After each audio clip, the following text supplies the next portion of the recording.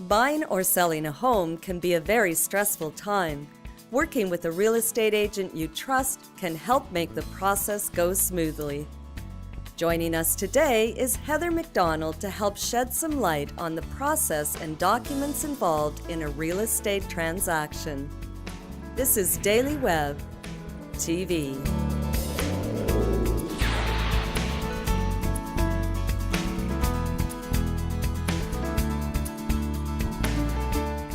Whether you're buying a home for the first time or whether you're doing it again after several years, it can be a bit of an overwhelming process. To walk us through the process step by step, we're speaking today with Heather MacDonald.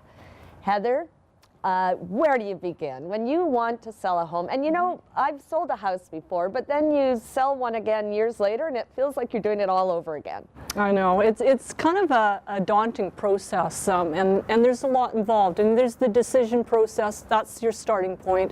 You've got to decide, you know, where, when, how much, and that gets to be a bit overwhelming. You really should be choosing a realtor. So if you do that, then you can start with choosing the realtor and then all those other pieces that you can put that together collaboratively.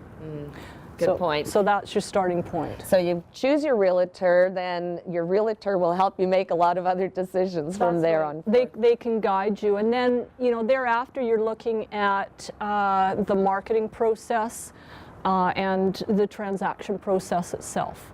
Now, one of the things that I find is that if you own a home and you're thinking about selling and moving to a different home for whatever reason, downsizing or upsizing, should you put your home on the market first, or should you go shopping for the new home first? I mean, that's the scary thing. What do you do? Well, that is the part that comes in that front-end decision thing. You have to think about what you're trying to do, what your ideals are, and timing is everything. That's one to be worked through with your realtor in terms of the timing. They can certainly tell you how the market is moving. Exactly.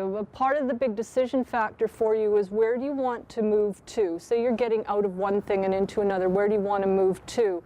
Well, you need to be ready to make that move. So make those decisions up front about where you want to be, what it looks like, how much you're going to spend. Get your finances in order and understand what you're doing.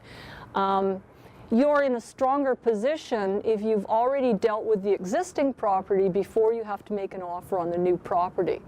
So lining that up and balancing out that timing is definitely something to discuss with your realtor.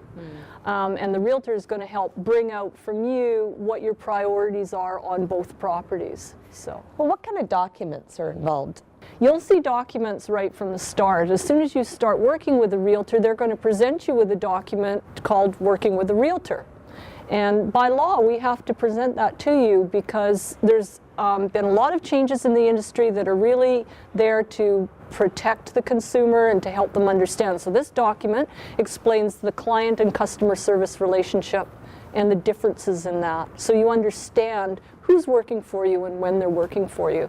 But the bottom line is, as daunting as all those documents seem to be and the whole process of the transaction itself, the realtor is there to guide you through that. They understand those documents. They also understand when is the right time to go to another level of professionalism. So when is the right time in a legal contract situation to go to the lawyer who specializes in that area. So they make sure that they're serving you not only in their area of expertise, but they're guiding you to the next level of expertise when it's required. So when you're selling or buying a home, is there a big difference in the work you do with your realtor? No, actually it's very similar. You still go through that decision process. You still go through the marketing process with pricing your home, the viewing of homes one way or the other, and all the paperwork that's involved. It's really all the same. So in each case, it's important to have a realtor that's working for you. Okay. So you don't want to be in a situation where one party to the transaction has a realtor working for them and they are in a client agreement, but you don't have anybody negotiating on your behalf.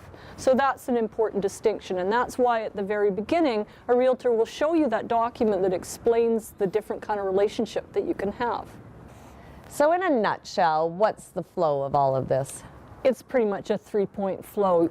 You make your important decisions, you market the property, which includes proper pricing, and then there's the transaction process itself. You view the house, you make an offer, you close the deal, you move. That's the done. exciting part. Yeah. And for more information, people can go to... They could go to heathermac.ca. Well, you make it sound easy as pie. For more information, go to heathermac.ca. Keeping you informed, I'm Sheila Clark, and you've been watching Daily Web TV.